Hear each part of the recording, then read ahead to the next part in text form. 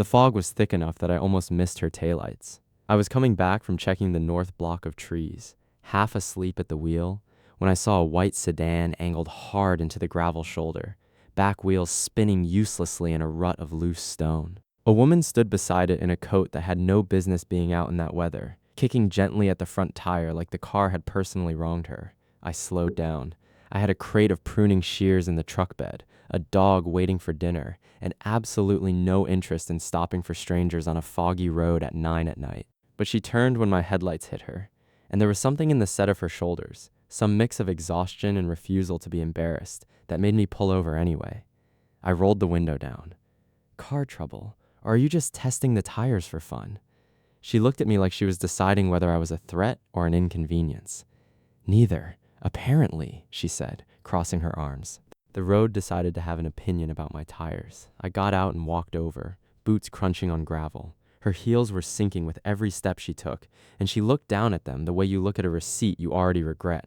I'm Owen. She hesitated half a second before answering. Nora. Just Nora. Fair enough. I crouched by the wheel and saw the problem right away. The back tire had dropped into a drainage cut hidden under the fog, and she'd been gunning it in reverse, trying to force her way out, which had only dug her in deeper. You've been doing that a while? Long enough to lose feeling in my hands. There's a tow strap behind my seat. Give me a second. Before I hooked the strap, I told her to stand clear by the fence line, in case it snapped under load. Is that likely? She asked, arms tightening around herself. Not likely. Just not the kind of thing I want to explain to a stranger's family later. That got her moving without argument. I hooked the strap to her frame and to my hitch, told her to ease the wheel straight when I pulled, and climbed back into my truck. She stood off to the side, watching with the kind of caution people have when they don't trust machinery they can't personally take apart. When I pulled forward slow, the sedan groaned, caught, and slid free onto solid ground. She let out a breath I could hear from 10 feet away. Thank you. Genuinely. I didn't answer right away, just unhooked the strap and coiled it.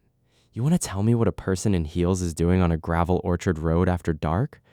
My navigation app took a shortcut it shouldn't have. You believe everything a screen tells you? I did tonight? Lesson learned, I said, coiling the last of the strap into the bed. Some lessons cost more than others. She glanced down at her ruined shoes like she was tallying the damage. This one's cheap by comparison. She looked at me a beat longer than the moment required, said thank you again, and drove off slow and careful, exactly the way I told her to. I stood there in the fog longer than I needed to, watching her taillights fade, wondering why a woman with an accent that expensive was driving alone on a road that led to nothing but orchards and silence, and wondering why I cared enough to still be standing there thinking about it. The next evening she came back. Same road, different car, this one a rental, and she was holding 2 grocery bags like a peace offering. I brought dinner, she said. As thanks. I looked at the bags, then at her. That's a big thanks for a tow strap. Considerate interest. I let her in, mostly because I was curious, and admittedly because nobody had cooked for me since my divorce 2 years back, and I wasn't above being flattered by the gesture, even from a stranger. She moved around my kitchen with more confidence than skill, set the table, plated something that smelled like rosemary chicken and roasted vegetables, and presented it like she'd built it from scratch. It was good. Suspiciously good. You cook a lot? I asked. Enough, she said. Too fast. We ate. She asked about the orchard, about grafting and pruning schedules, and listened in a way that felt unusual, like she actually wanted the answer instead of waiting for her turn to talk. When she left that night, she said she'd had a good time, and I believed her, even if I couldn't explain why a stranger kept driving 40 minutes down a gravel road to sit in my kitchen. I found out why 2 nights later, when I took the trash out and saw the containers. A restaurant downtown, the expensive kind, the kind where the menu doesn't print prices, because apparently that ruins the mood. Same chicken, same vegetables, still warm in the lids. She hadn't cooked a thing. She'd bought a convincing meal and staged it like her own. I stood there holding the bag and laughed under my breath, more amused than angry. Whoever this woman was, she'd gone to considerable trouble to seem ordinary in front of a man she barely knew, and something about that landed somewhere I hadn't expected. She came back the following evening with 2 coffees, no explanation needed. I found the boxes, I said before she could get a word out. She winced. I was hoping you'd assume I have culinary talent I keep well hidden. I don't assume things about strangers who fake dinner. She sat on my porch step and admitted it plainly. She wanted one evening where nobody in her life expected anything from her, where she could just show up and be a woman who made a nice meal for a man who'd helped her out of a ditch. That's a lot of effort for a lie.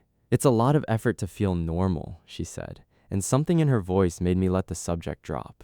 After that, she started showing up most evenings. First, with reasons, returning a dish, asking about the trees, and eventually with no reason at all beyond wanting to be there. I taught her how to check a graft union, how to read which limbs needed thinning before they choked the tree's growth. She was terrible the first few times, gripping the pruning shears like she expected them to bite her, but she came back for more, and by the second week she'd stopped pretending she wasn't enjoying it. One evening while we were stacking crates, she said something that stuck with me. I like coming here because it's the only place all week where nobody wants anything from me except help stacking boxes. I told her that sounded like a low bar. It's the highest bar I've cleared in months, she said, and didn't explain further. One night she stayed late enough that I made sandwiches. Nothing fancy, just turkey and mustard and tomatoes from the garden. And we ate standing at the counter because sitting down felt like it would turn the evening into something neither of us had agreed to yet. "This is better than half the catered lunches I get," she said between bites. "That's either a compliment or a warning about your usual company. Both, honestly." "You always work that much?" I asked. She wiped her fingers on a paper towel and didn't answer right away. "Some parts of it I love," she finally said. "The building, the solving, figuring out how a broken thing gets fixed. It's the being watched part I could live without, the way every room changes when people find out what you're worth." I nodded slowly. "That's a heavy thing to carry into a kitchen this small." She looked around at the chipped counters and the mismatched chairs. "For what it's worth, I don't think your life is small at all." I told her not to make the orchard sound noble. It was mostly debt and sore knees and trees that didn't care if you were tired. "I wasn't talking about the orchard," she said quietly, and I didn't know what to do with that. So I reached for the bread and let the moment breathe instead of chasing it. Before she left that night, she stopped at the door. "I'm not coming here because it's quiet, Owen. I'm coming because this is the only place all week where I can hear myself think." Then she got into her car and drove off before I could find the right thing to say back. The first real crack in the mystery came on a night I found her pacing my driveway on the phone, voice sharp and businesslike in a way I hadn't heard from her before. "No, that acquisition doesn't clear at that valuation. Tell them to revise the offer and include the maintenance liabilities they left out." She hung up, saw me standing there, and looked briefly caught. Work followed me. I noticed. Turns out the quiet stranger who couldn't cook was Nora Whitfield, CEO of Whitfield Logistics, a shipping and freight company large enough that even I, a man who barely reads the news, recognized the name from a billboard on the interstate. I set down the crate I was holding. "You're that Whitfield?" "I am." "And you didn't think that was worth mentioning?" "I didn't want it to be the first thing you knew about me," she said. And for the first time since she'd wrecked her car on my road, she looked unsure of herself. "That's a big thing to leave out. I know. Most people lead with it. That's exactly why I didn't." I understood the reasoning, but understanding didn't erase the distance it put between us. A man who prunes trees for a living and a woman who runs a freight empire live in different math, and I felt it settle over me that night like weather. "I've got an early morning," I told her, which was true and also a small lie, since what I really needed was room to think. She caught the shift in my voice immediately. "You're pulling away because you're scared, not because you're tired." I didn't deny it. "I'm scared of being the reason you wake up one day and realize you traded down." Her jaw tightened. "Don't decide what I'm allowed to want because you're frightened of it," she said, and drove off into the dark without another word. I didn't sleep much that night. The next afternoon, a black sedan pulled into my drive, slow and deliberate, nothing like her rental. An older man stepped out in a coat too clean for an orchard, looking around like he already owned the deed. "Owen Hale," he said. "Not a question. Depends who's asking. Richard Whitfield, Nora's father." He walked toward my porch without waiting to be invited, set a thick envelope on the railing, and looked at me with the patience of a man used to solving problems with paperwork. "You've had my daughter's attention for 3 weeks, he said. "That's not a crime. It's a liability." He tapped the envelope. "Take it. End whatever this is. Don't call her. Don't let her come back here." I looked at the envelope, then at him. How much is in there? Enough to solve whatever debts a small orchard carries. That's vague. It's generous. "It's cowardly with better shoes," I said, and pushed the envelope back into his hands before he could set it down again. His expression didn't crack, but something behind it did. "She is not built for this life," he said. "You met her 3 weeks ago and think you understand her? No. I think she's a grown woman who can choose her own road, even the gravel kind. He leaned in, voice dropping into something almost gentle, which somehow made it worse. She will grow tired of feeling ordinary, Mr. Hale. And when she does, she will resent you for ever letting her believe it could last. To this family, everything is a transaction eventually. That was the line that stuck, calm, and certain, like he'd said it 100 times to 100 people and it had worked every time before. I'll tell her you came, I said. That would be unwise. Lying to her would be worse, I said, and he left without another word. I called her the moment his car cleared the drive. Your father was here, I told her. Silence, then a voice gone cold. What did he say? That I should walk away. That he brought money. Did you take it? No. I'm sorry I have to ask. You don't, she said, sharper now. But I do, because my life trained me to expect it. She said she needed to handle him herself, and I let her, though I stood on that porch a long while afterward, feeling like something had shifted underground. What happened between them, she told me later. She drove straight to his house and found him in his study, the kind of room built to make ordinary men feel small. You went behind my back, she said. I protected you. You tried to buy him quietly so you could keep believing everyone has a price. Everyone does, he said, and she told me she almost laughed at how proudly he said it. End it, he told her. Tonight, or you lose the company, the name, the inheritance, all of it. She looked at him for a long moment. That is the best offer you have ever made me, she said, because for the first time in her life, the choice was actually hers. He asked if she understood what she was giving up. She told him she finally understood what it had been costing her all along, and she walked out with one bag and nothing else. When her car pulled into my drive that night, she stepped out with that single bag, face pale but steady, no tears, which somehow scared me more than tears would have. What happened? I asked, already half knowing. He made me choose. I chose. I looked at the bag, then at her face. Nora, you need to think about this. I have, for longer than the drive over here. I've been thinking about it for years, if I'm honest. You walked away from the company. Yes, from the money. Yes, from your father. He walked away first, she said, jaw tight. I just finally stopped chasing him. I took my hat off and ran a hand through my hair, trying to find the right words and failing. This is too much, I said. She laughed once, no humor in it. Not the welcome I was hoping for. I'm not trying to hurt you. You're doing a decent impression of it. Nora, listen to me. This isn't an escape plan. It's early mornings and broken irrigation lines and money that doesn't stretch far. It's not porch talks and easy laughter every night. I know that. No, not all of it. You had a life most people can't imagine. Comfort, security, real power. I had a job where 100 people waited for my father's approval before trusting mine, she said. I traded a comfortable cage for open ground, and I would do it again tonight without blinking. I told her I couldn't let her ruin her life over a man with dirt permanently under his nails.